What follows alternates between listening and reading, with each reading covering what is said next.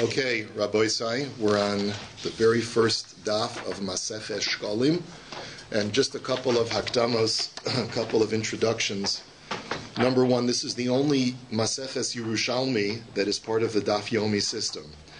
Although there are many tractates where there is only Yerushalmi and not Bavli, for some reason Reb Meir Shapiro felt that this was an important Maseches to include in the DAF Yomi system. Rabbi Turchiner just came out with an article that I saw online where he suggests that it's because this is the only Maseches in Seder Moed which only has Yerushalmi and not Bavli. So maybe Rav Shapiro felt it was important for comprehensive Moed Seder to include this in the Seder of the Daf Yomi. What we're going to discover is that the entire structure, the cadence, the terminologies, the vocabulary, it's all foreign. If you're used to studying Talmud Bavli, Yerushalmi is a totally different experience. And it's not as carefully annotated as Bavli, because over the centuries, the Bavli was more well preserved than the Yerushalmi because it was more widely studied. So keep that into account, that there are many more variant nuschaos than you would find in the Bavli.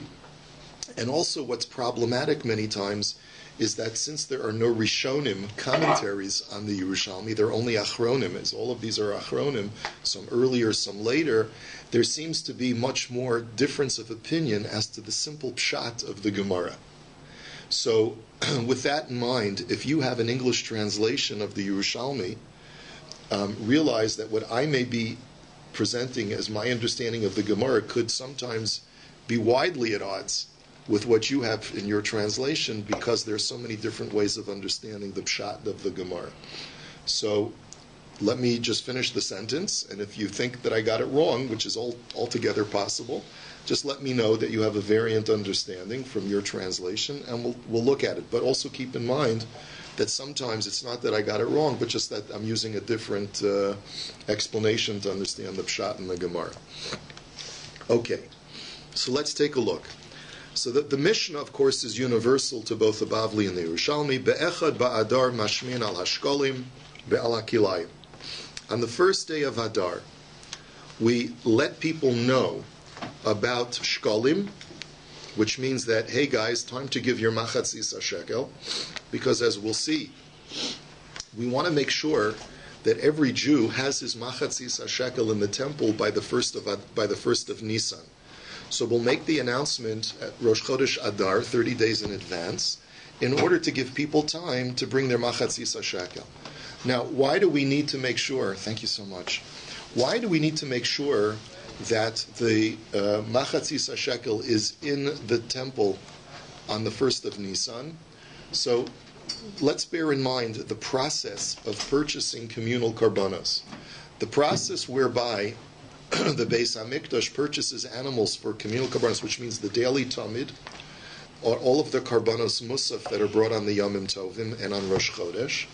These karbanos are purchased by the community chest called the Lishka that exists in the Beis HaMikdash. And what they would do is, as we're going to see, at least according to one opinion, once a year they would take boxes and they would scoop out coins, these half-shekel coins, out of the Lishka, and with those boxes filled with coins, they would have that money set aside for the entire year to purchase community karbanos from. Okay? Why boxes and why? The Gemara will elaborate on all of these different things. Okay? But that's what's called Trumas HaLishka, the scooping out and collecting from the Lishka that was done on the 1st of Nisan. And it was done for the entire year, as the Gemara will explain shortly. Also, this is the time of year when growths are starting to come out of the ground, and so you'll be able to recognize, if you're a farmer, whether you have a problem of kilayim, of wheat seed growing in proximity to grape seed, and that has to be uprooted. And so this is the time to tell people, farmers, gaze at your fields and uproot any problems of forbidden mixtures of plants. On the 15th of Adar, we read the Megillah in walled cities. Now, this is a very bizarre statement because, first of all, this is not Maseches Megillah, where it details the laws of reading the Megillah. And second of all, if you're going to tell me the laws of Megillah, on what we do on Purim, start off with the 14th of Adar. Why do you jump already to the 15th of Adar? So as we'll see, the reason is because we're really talking about public works that are done on the 15th of Adar. And since we're going to be focusing on what's done for the public on the 15th of Adar, the Mishnah throws in all halachic protocol that's done on the 15th of Adar. It's just really mentioned incidentally. So it's really not here to tell me the laws of Purim, it's really to tell me what's done on the 15th of Adar every year. We also, on the 15th of Adar, repair all of the roads and streets, that meaning the pathways that go from town to town, and the city streets. In other words, we fix all the potholes and all the things that got messed up over the winter, and we fix all of the mikvaos, because many of the mikvaos may have gotten muddy, they may have lost water over the course of the winter. There's a lot of weather problems that create havoc on the public works. And va'osin kol tzarchei rabim, we do all of these kinds of public works that need to be repaired for the public. Umitzayin es hakvaros, and we also remark the graves. In other words, if there's a grave out in the middle of nowhere, the practice used to be to take limestone, which would make a white sort of circle around the grave so that people would know that if you're a Kohen, you can't trespass over this area. Or if you just want to make sure that you're Tahor, you don't trespass over that area. So a lot of times the rain would wash away the limestone over the winter, so we'd have to remark the graves. And then the final thing is v'yotzin afal kilayim. We go out for kilayim. What that statement means, we'll leave untranslated for now. The Gemara will explain later. Let's take a look at the Gemara. V'lama be'echad ba'adar. Why is it on the first of Adar that we let people know to bring their shekel? Kidei sheyaviu Yisrael shikleihem ba'onasan v'titarim trumas alishka min achadasha bizmana be'echad b'nisan. The answer is that we want the Jewish people to bring their machatzis shekel at the right time, so that when we do the Trumas Halishka on the 1st of Nisan, every Jew is a participant in that process. Umar Rabbi Shmuel bar Rav Yitzchak, and this is consistent with, or V'omar, as Rabbi Shmuel bar Rav Yitzchak had said, that Trumas Halishka kitechilasa, or bitechilasa, as some people have the girsa, that you're supposed to have the Trumas Halishka at the beginning of the year. Dichsiv vayihi b'chodesh harishon b'shana hashenis be'echad lachodesh hukam hamishkan. As the Torah writes at the end of Sefer Shemos, that on the first month, the first day of the first month in the second year, the Mishkan was erected. The Tani Allah, and it was taught in a brisa about that pasuk, B'yom shehukam hamishkan bo bayom nitrama truma. That on that very same day that the Mishkan was erected, that's the time when they did what's called the Trumas Halishka, taking the collection, taking a scoop of coins out of the treasury and using that to purchase karbanos for the entire year.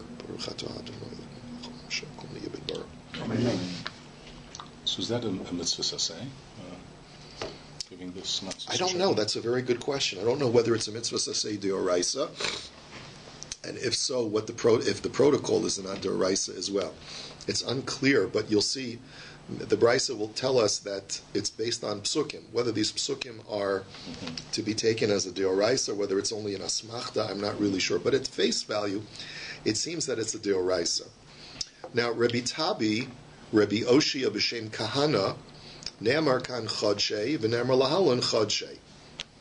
So, how do we know that the Trumas Halishka is done on the 1st of Nisan? Because it's based on a Gzeira Shava. It says when it comes to the sort of the concluding psukim of the karbanos that are brought on Rosh Chodesh says, Zos olas chodesh b'chodsho l'chodshei ashana. This is the way that you're supposed to bring the burnt offerings on every Rosh Chodesh. So the word chodshei is written there. V'nemar lahalan chodshei, and it says by the mitzvah of Kiddush HaChodesh in Parshas Bo, it says HaChodesh hazeh lachem, Rishon hu lachem l'chodshei hashana. So you see that the word chodshei is a code for the first of Nisan. Ma chodshei shenemar lahalon ein monen ela minisan, av chodshei shenemar kan ein monen ela minisan. So therefore, just like chodshei in Parshas Bo refers to the first of Nisan, so too when we talk about you bringing karbanos for chodshei, for the months of the year, we mean to collect them on the first of Nisan. Collect the funds to purchase those karbanos on the first of Nisan. Amar Rabbi Yona, Shavak Rabbi Tabi, Rosha Demasnisa ve'Omar Sofa. Rabbi Yona is critical of Rabbi Tabi. He says Rabbi Tabi only quoted the second part of the Brisa and neglected to provide vital information that is contained at the beginning of the Brisa. Dal Kain Kahada. A person should not do that. That's not appropriate for a person to do. You should have quoted the entire Brisa. Detani Zos Olas Chodesh B'Chodsho. Let's go back up and study the entire Brisa. The Brisa starts off with the words from Rosh Chodesh. This is the burnt offering of Rosh Chodesh for all B'Chodsho during its month. Yachol Yehi Torim B'Chol Chodesh B'Chodesh. So you might think that that pasuk implies that to purchase the communal karbanos, you should go to the lishka every month and do another scooping out of coins on a monthly basis. Tamulomar b'chodsho l'chodshei hashana. So therefore the pasuk says no, it's for all the months of the year. B'chodesh echad hu torim l'chol chodshei hashana. And this teaches me that there's only one time out of the year that you scoop out coins to allocate for the purchase of communal karbanos. And that scooping out is done for the entire year. You scoop out a sufficient number of coins to purchase karbanos for the entire year. Yachol be'ezah chodesh yirtzeh. Then we go now to the latter part of the brisa that Rabbi Tabi was originally citing. You might think that you could do it any time of the year that you want, as long as you do it once a year. So ne'amar kan chodshei v'ne'amar lahalan chodshei, and that's where we connect the word chodshei to Rosh Chodesh Nisan in Parshas Bo. Ma chodshei shene'amar lahalan ein monin ela mi Nisan, av chodshei shene'amar kan ein monin ela mi Nisan. Just like in Parshas Bo, it's referring to Rosh Chodesh Nisan. So too, for the Trumas Halishka, it's supposed to be done that one time out of the year, which is in Rosh Chodesh Nisan. So that concludes our discussion of how we know that the Trumas Halishkan was done on an annual basis on Rosh Chodesh Nisan. Does Turim mean donate, or does it mean scoop? Turim means to donate, but it also means to take a collection from. So here it means to take a collection. That's what it means to take a portion out of, like truma. Mm-hmm. Truma means to tithe also. So it basically means here that you're going to go into this treasury filled with coins, like Scrooge Duck, Mm-hmm. Remember that from Walt Disney? He goes into this room with, filled with coins. That's what the lishka looks like. Scoop it up. You scoop up a truma, you scoop up a collection, a tithe out of there of coins that you need for the year. Okay. So mahu mashmiin. So now the question is, what does it mean we let people know, or we make it known? Rav Huna Amar Machrizin.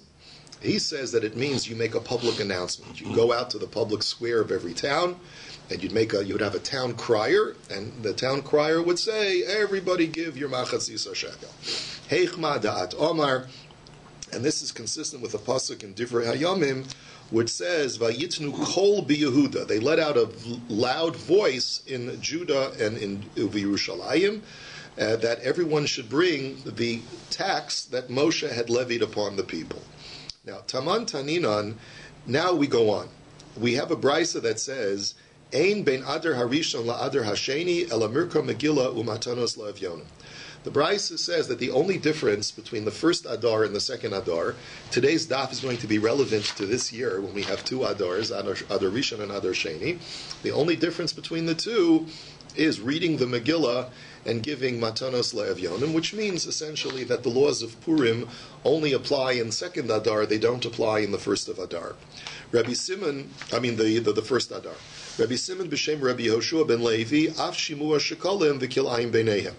And these rabbis say that there's an additional difference between the two Adars. that only in the second Adar do we have to make the public announcement that people should give their machatzis shekel and uproot any kilayim that they find in their fields. Rabbi Chelbo v'Rav Huna Rav b'Shem Reb Chia Rabbah. So these rabbis, and remember, I want you to remember Rabbi Chelbo, because Rabbi Chelbo is going to make a statement which seems to be somewhat disjointed from what we're speaking about now, Adar Rishon and Adar Sheni, but you'll see it's connected momentarily. Rabbi Chelbo and these other rabbis make the following statement: Hakol yotzin b'yudalid shehuzman kriyasa. Regardless of whether you live in a walled city or an unwalled city, if you read the Megillah on the 14th of Adar, you're yotzei the obligation of Kriyas HaMegillah. Now, Rabbi Chelbo is in contrast to the Bavli. The Gemara says quite explicitly, and I'm not sure whether it's a Mishnah in Megillah or not, but what's clear is that the Gemara states that whoever is Yotzei on the 15th cannot be Yotzei on the 14th, and whoever is Yotzei on the 14th cannot be Yotzei on the 15th. Meaning that if you live in a walled city, if you read the Megillah on the 14th, you're not Yotzei. Rabbi Chelbo disagrees, and Rabbi Chelbo says that you can be Yotzei Mikra Megillah on the 14th, b'di'evet at least, even if you live in a walled city. Amar Rabbi Yossi v'yeyos. So Rabbi Yossi challenges this. He says, is this correct? Klum amru mashmi'in al ashkolim lo kedei sheyaviu Yisrael l'shikleim ba'onasan. So Rabbi Yossi, let me just correct myself. Rabbi Yossi is not challenging Rabbi Chelbo. Rabbi Yossi is suggesting that the statement before Rabbi Chelbo is accurate. And what he means to say is as follows. What we said before, that we only make the public announcement about the shkolim and about kilayim on the second Adar, makes sense. It's absolutely correct. Because why? Klum amru mashmin al ashkolim lo kedei shavo Yisrael shikleim bonasan. The whole purpose of announcing for people to bring their shkolim in the first of Adar is to give people sufficient time to come to Yerushalayim before the first of Nisan to get their half shekel in. Imat Omar ba'Adar harishon ad kedon is b'shasa shisin yomin. He says, and therefore it makes no sense to go all the way back to the first of Adar Rishon, because there's still 60 days left in the year. That's giving people too much time. You want to announce it at a time when to give people enough time. 60 days in advance is overkill. Okay? And furthermore, klum amru yotzin afala kilayim lo kedei shiyu atzmachem nikarim. And the same principle is true about kilayim. Why do we make the announcement on the first of Adar? Because that's when the growth is starting to come out of the ground, and you'll be able to recognize whether you have a problem of kilayim or not in your field. Im omer at ba'adar harishon ad kedon inun dekikin. If you tell people to make the announcement on the first of Adar Rishon, well, that's still the middle of the winter, and the growths from the ground are not going to be recognizable. They haven't really started coming out significantly out of the ground yet. Now, based upon this teaching, that we only make the announcement on the first of Adar Sheni, plus putting that together with Rabbi Chelbo's statement, the Gemara is now going to ask the following question. Now, Rabbi Chelbo we're going to come back to shortly, but I'm going to say it like this. We're going to put Rabbi Chelbo to the side. We will come back to Rabbi Chelbo shortly, that he says that b'di'evet you can be yotzei mikra Megillah on the 14th, even in a walled city. But let's focus on this statement that you only announce it on the second Adar about shkolim. Rabbi Chizkiya asks the question. He says, Me'ata b'nei Bavel mashmiyan al ashkolim me'rosho shel choref. Lo kedei sheyaviu Yisrael shikleim ba'onasam v'titarem shumas alishka min achadasha bizmana be'echad b'nisan. So Rabbi Chizkiya challenges this. He says, if the whole objective is to give people enough time to get their machatzis shekel into the treasury before the first of Nisan, then for some people who live in outlying regions, giving them 30 days is not enough. If I live in Bavel, then I should have to be notified at the beginning of the winter, because sometimes it could take 60 days or even 90 days to get to Yerushalayim from Bavel. And therefore, the halacha should be that it depends where you live. If you live in Eretz Yisrael, 30 days is enough. If you live outside of Eretz Yisrael, so then you should have to announce it much earlier in order that everyone can get their machatzis shekel in by the 1st of Nisan. According to some Meforshim, it's not only that he's challenging this, he's saying that this taka is the halacha, says Rabbi Chizkiah. Okay, so comes along now the Gemara and says, Hesiv Rabbi Ula, Kume Rabbi Mana. So Rabbi Ula tries to explain, he tries to answer Rabbi Chizkiah's challenge, and he says, V'hataninan, well, listen, we have a brisa that says, Bishlosha Prokim Bashana Tormenes Halishka. There are 3 times in the year when we take a scoop out of the treasury. In other words, this brisa seems to contradict what we previously said, that you only scoop out of the lishka 1 time out of the year on the 1st of Nisan. This brisa seems to be saying you do it 3 times out of the year. When? Biprosa Pesach, Biprosa Atzeres, Biprosa Chag. You do it 15 days before Pesach, which is the 1st of Nisan, but then you do it again 15 days before Shavuos, and you do it a 3rd time 15 days before Sukkot. So Omar Lei, so he suggested as follows: Neymar Elaine de Craven Biprosa Pesach, Elaine de Rechokin. Biprosa Atzeres, the Elaine de Rechokin. Neymar Elaine de Craven Biprosa Pesach, Elaine de Rechokin Biprosa Atzeres, the Elaine de Rechokin Minahon Biprosa Chag. Perhaps we could argue like this. Really, we make a public announcement for everybody on the 1st of Adar Sheni. And those who live proximally to Yerushalayim will be able to get their machatzis shekel in time for Rosh Chodesh Nisan. And for those people, we'll do the Trumas Alishka for them. People who live further away, we still announce on the 1st of Adar, bring your shekel. And if they don't make it in time, that's okay. We'll do a second Trumas Halishka 15 days before Shavuos. And if you live really far away, all the way out in the outlying regions of the Babylonian Empire, where it'll take you well over a month and maybe even more than 2 months to get there, we'll let you get your shekel in as long as it'll get in before Sukkot. And then we'll do our final Trumas Halishka on Rosh Chodesh Tishrei. So the Gemara says, Amar Lei, no. He says that's not the correct interpretation of that brisa. Kula ke'echa siba'a. That in reality, and I know there's a variance of opinions as to how to explain this Gemara. I'm just going to explain it the way it makes sense to me. He says, really, in reality, no. All of the money that is going to be used to purchase communal karbanos is collected on the 1st of Nisan. In reality, there's really only one Trumas Halishka to purchase communal karbanos, and therefore Rabbi Yecheskel is justified to say that you need to announce it much earlier in outlying regions. V'lama amru bishlosha prakim. Why then does the brisa say contradict that, and it says you do 3 Trumas Halishkas in 3 different times of the year? Kedei la'asos pumbi la'davar. It's only to make it a more public kind of display. The way that some of the Meforshim learn on the DAF here is as follows. In reality, all the money has already been collected on the 1st of Nisan. And therefore, according to Rabbi Chizkiah, it's necessary for people who live in outlying regions to have their announcements made earlier in the winter, so that everyone gets their machatzis shekel in on time. And in reality, we are defending our original statement that there's only one collection that's done for the entire year. Why then does the brisa say that we go into the lishka and scoop out coins 3 times a year? Purely for publicity.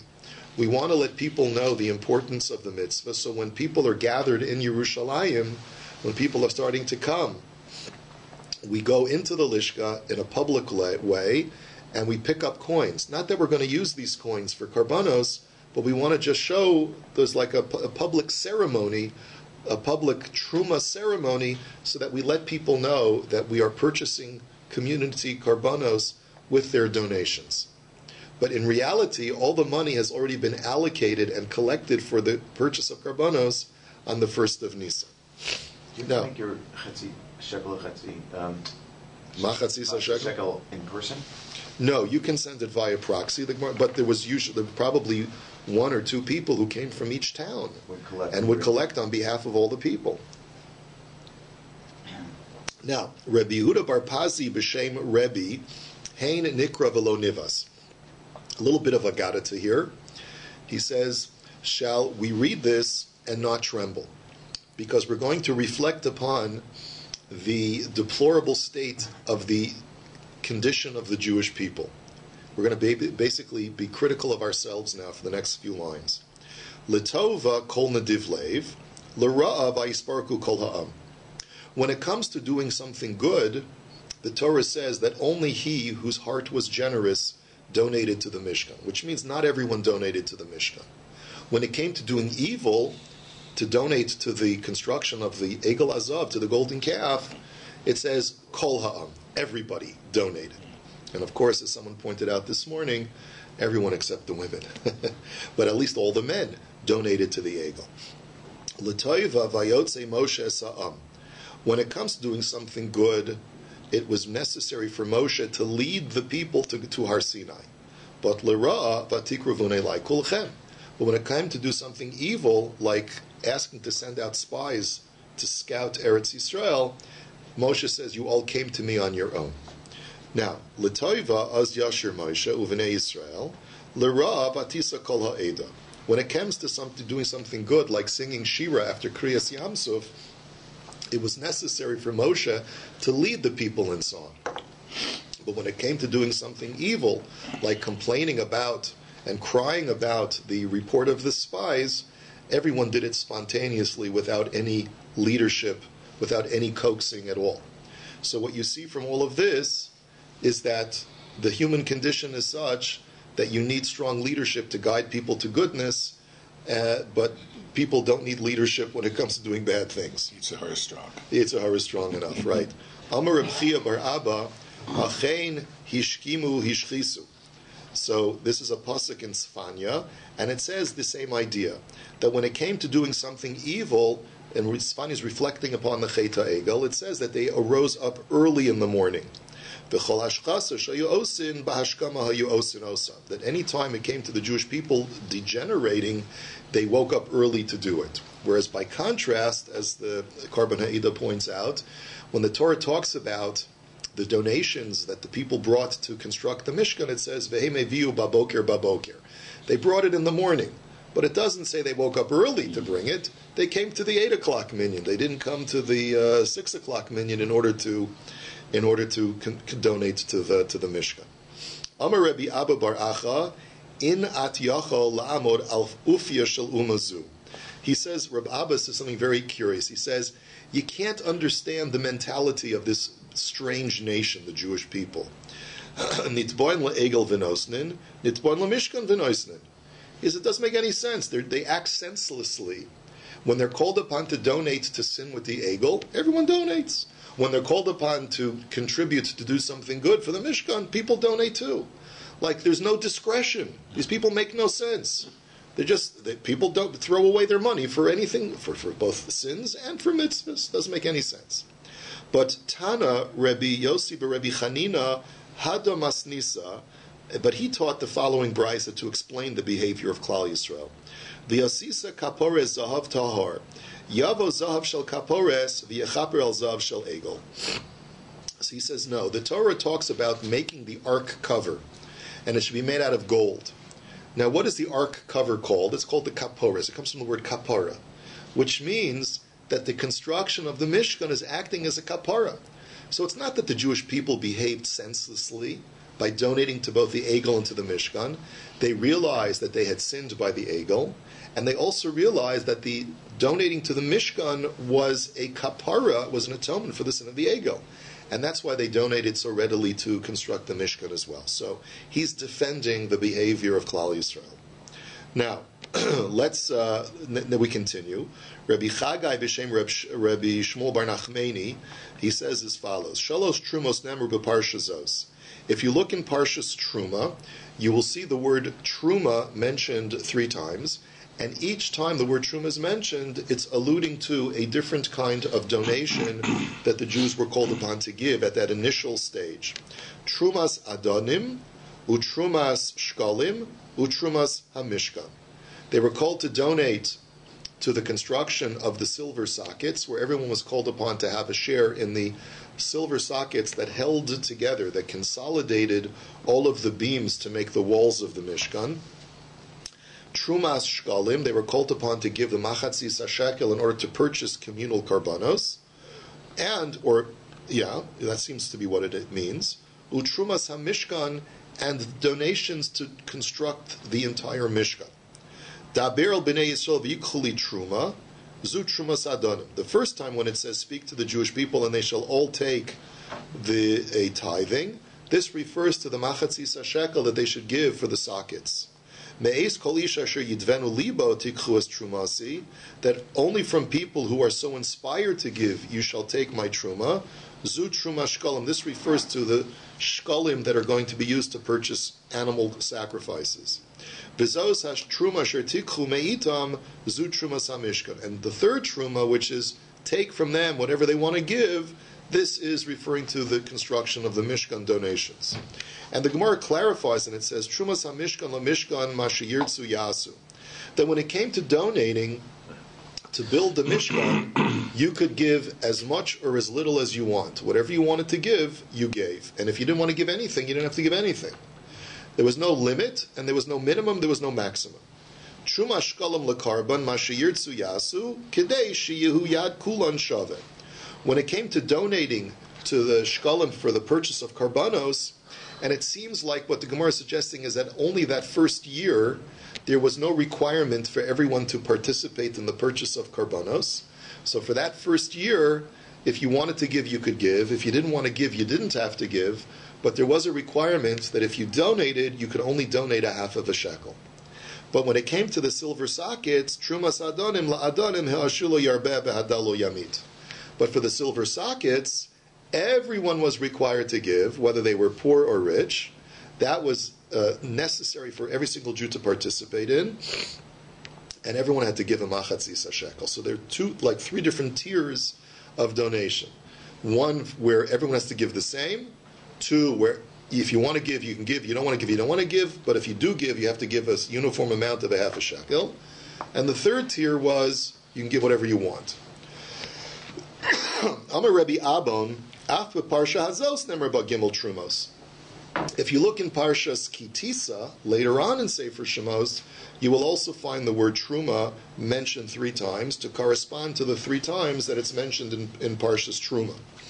Machatzis shekel truma lashem. It says in Parshas Kitisa, they shall give a half a shekel, a tithe to God.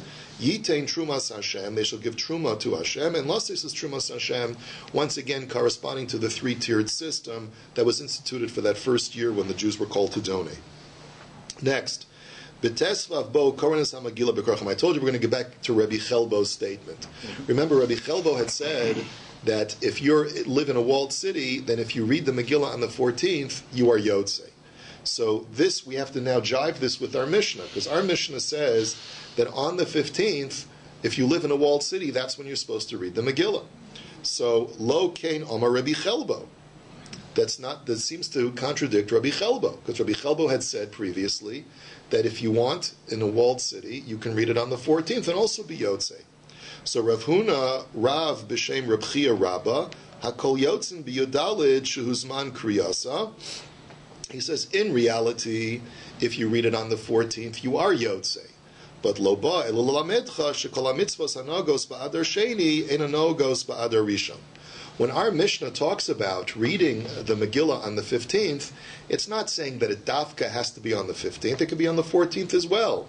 The import of our Mishnah is simply to teach me that there are halachos that only apply in the second Adar and don't apply in the first Adar. And that's why our Mishnah says, what applies only in the second Adar? You read the Megillah, and you fix all of the public streets and mikvos and so forth, and all that applies in the second Adar. But don't get hung up on 15 verses 14. That's not the import of our Mishnah. So again, we're defending Rabbi Chelbo. Rabbi Yosef and Rabbi Acha have a Yasvin. These 2 sages were once sitting and speaking and learning. Amar Rabbi Yosef, Rabbi Acha, lo mistavra ela l'sha'avar avo lahabalo. And they say that when Rabbi Chelbo says that if you read the Megillah on the 14th, you're Yotzei, it only makes sense to say that it works b'di'evet. But lechatchila, to tell me that I have the option, if I live in a walled city, to read it on the 14th, Rabbi Chelbo never meant to say that. And v'hatani makam shenagu likro. And that would also answer Rabbi Chelbo in the face of the Mishnah. Because our Mishnah, when it says you read it on the 15th, is saying lechatchila, you should read it on the 15th, and therefore it's not a contradiction to Rabbi Chelbo. He's talking about b'di'evet. If you read it on the 14th, you're yotzei. So now the Gemara is going to question that statement. So according to Rabbi Chelbo, if you read it on the 14th, you're yotzei. That would imply that you don't have to read it anymore on the 15th. So correct the Gemara v'hatani makom shenagu likros shnei yamim koronos shnei yamim. There's a brisa that says that if you live in an area where you're misupak that if it's a walled city or not, because we know the halacha is as long as the city was walled from the times of Yoshua bin Nun, then it's called a walled city. Let's say there's no wall, but there's a legend, there's a rumor that the city had a wall from the times of Yoshua. So do we read it on the 14th or the 15th? So the Brisa says if you're not sure, read it on both days. So the question is on Rabbi Chelbo. If according to Rabbi Chelbo, you're yotzei b'di'evet if you read it on the 14th, then why read it on the 15th if you're a suffix? Because mimanav shach, if this is a walled city, then if it's an unwalled city, then on the 14th you're yotzei for sure. And even if it's a walled city, then b'di'evet you're yotzei on the 14th. So Amar lei af of ana savar came. He said back to him, I hold this way too. Now it's not clear what he means to say, but he's certainly not answering the question. He's either saying that I hold like Rabbi Chelbo and it's a problem, or he's saying I hold like the Brisa, which says that you're supposed to read it on both days, but I don't have an answer for you. You can answer this in the mufchar. You want to have it in the best possible way. So let's see what the answer is. Amar Rabbi Mana v'yeyos ilu mishakarya b'yodalet choser v'karya b'tesvav shema ein shomin lo. He says, listen. He says it's correct to require us to read it 2 days. Why? Because if a guy was if they read the Megillah on the 14th, and then he wanted to read it again on the 15th, and we would say, no, you don't have to read it on the 15th. Imat omer kain nimtzais okers man krachim biyadcha. If you would do that, then you would turn out that you'd be uprooting the practice of reading the Megillah in walled cities on the 15th. In other words, the answer is like this. Really, as far as being yotzei, your personal chiyuv, according to Reb Chelbo, you are yotzei on the 14th, and there's no reason to read it again on the 15th. However, in order to preserve the halacha that in walled cities you read it on the 15th, Chazal instituted that if you're mesupak, you should read it on the 15th, so that people don't forget about this halacha that in walled cities you read the Megillah on the 15th. So it's just acting as a reminder. Taka, you were yotzei. But we want to make sure that when there are walled cities, that people know that there's such a halacha. Tani Rabbi Shimon ben Gamliel Omer, mitzvos hanogos ba'adar sheni, ena nohagos b'rishon, chutz mehesped v'tainis shein shavin bazeh uvazeh. Rabbi Shimon Gamliel says that all mitzvahs that are noeg in Adar Sheni, all the laws of Purim, all these other halachas that we've been learning about, only apply in Adar Sheni. The only thing that we have in Adar Rishon, we call it today Purim Katan. What's Purim Katan? It's in Adar Rishon, we don't say Tachanun on the 14th and 15th of Adar Rishon. And it's also, we don't make Hespedim, we don't recite eulogies on those days, and we're not allowed to fast on those days. So Rabbi Ba and Rabbi Yirmiyah b'shem Rav, Rabbi Simon b'shem Rabbi Shua ben Levi, all these sages said, halacha ke ben Shimon Gamliel, that's taka the halacha. That the on Adar Rishon, we're not allowed to say Hespedim on the 14th and 15th, and we're not allowed to fast. Rav Huna Rabba d'Tziporin Amar Hinig Reb Chia b'Tziporin Kahada de Reb Shimon Gamliel. Now Rav Huna, who was the Rav of Tzipori, he said that Rabbi Chia, one of my predecessors, had the minhag of conducting himself like Reb Shimon ben Gamliel. Now, what does it mean he had the minhag? He accustomed himself to that. Lo amar elehinhig hala halacha lo, which means that he did not publicize this halacha. Now, why not? In other words, it was his personal practice not to say hespedim and not to fast. But sometimes a Rav is prudent in not exposing publicly a certain practice if he knows that it's going to be arduous on the kehillah. So for whatever reason, he felt that it was not prudent to let people know about this. If people came to him and asked him a shayla, Rabbi, can I say a hesped, can I fast on the 14th of Adar? He would tell them, no, you shouldn't. But he wouldn't publicize the halacha because he was worried that maybe people would disregard it. Avol le'inyan shtaros, but then the Gemara says, but there's one other distinction as far as Adar Rishon and Adar Sheni. And it has to do with writing contracts. When you write a contract and you want to signify the date on the contract, how do you indicate whether it's Adar Rishon or Adar Sheni? So Kosvin Adar Rishon, the Adar Sheni Stam. So this opinion says that the main Adar is Adar Sheni. So therefore, when it's Adar Rishon, you write Adar Rishon, those two words. And when it's Adar Sheni, you just write the word Adar. And that's sufficient. And Rabbi Yossi or Rabbi Yehuda Omer, Adar Rishon Stam, Adar Sheni Tanyan. He says just the opposite. For the first Adar, you just say Adar, and for the second Adar, you say Adar Tanyan, which means in Aramaic, second Adar. So some machlokas as to which Adar is supposed to be like the standard Adar, and which is the deviant or variant Adar. As far as writing contracts, this is the machlokas. How do we paskin? I have no idea.